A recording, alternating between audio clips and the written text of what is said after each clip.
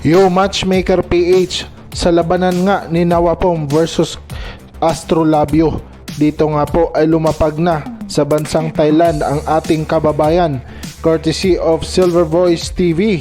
Dito nga po si Acero ay nasa Thailand na nga po, at dito nga po ay tamang-tama ang kanyang team. Dito nga din si Coach Nonoy Neri na kanyang kasama. At dito nga po ay in-interview nga ni Silver Voice TV kung ano nga po ang nangyari sa labanan nila ni Jason Moloney. At dito nga po ay sinabi niya na medyo nadaya siya at nainis sa estilo ni Jason Moloney na panay takbo. Dito nga po ay mas matanda itong si Kai Kanha, kay Acero, 31 years old versus 26 years old, at parehos na natalo kay Jason Moloney.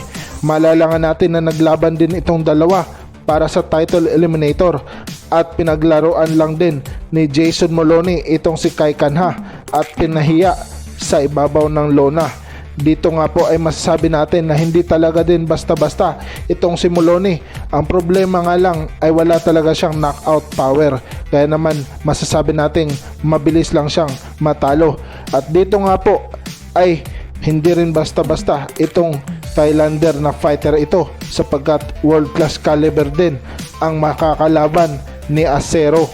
Kaya naman kailangan niya talagang paghandaan at planado na rin ang kanyang bibitawan. Dito nga po ay maalala rin natin na itong si Jason Moloney ay nanalo din kontra kay Astrolabio. Sa kanilang bakbakan nga po ay nanaig ang Australiano at hindi nga nakuha ang kangaroo nito. Dito nga po ay masasabi natin na outbox talaga itong si Astrolabio, sapagkat takbo ng takbo talaga. Parang si Paul Butler lang din nung sila ni Jonas Sultan. Yun ang ginawa ni Jason Moloney. Kaya naman natakot siya talaga makipagsabayan kay Acero, sapagkat mas malakas at pulido ang mga suntok nito. Kaya box lang siya sa labas at iniikot-ikutan si Acero para maging tanso. Dito nga po ay nanalo siya via lopsided unanimous decision, mga ka-matchmaker. At sinasabi na rin natin na pwede na rin na manalo din itong si Acero, sapagkat split lang talaga yon, mga ka-matchmaker. At dito ay sinabi ni Acero na babawi siya dito na laban.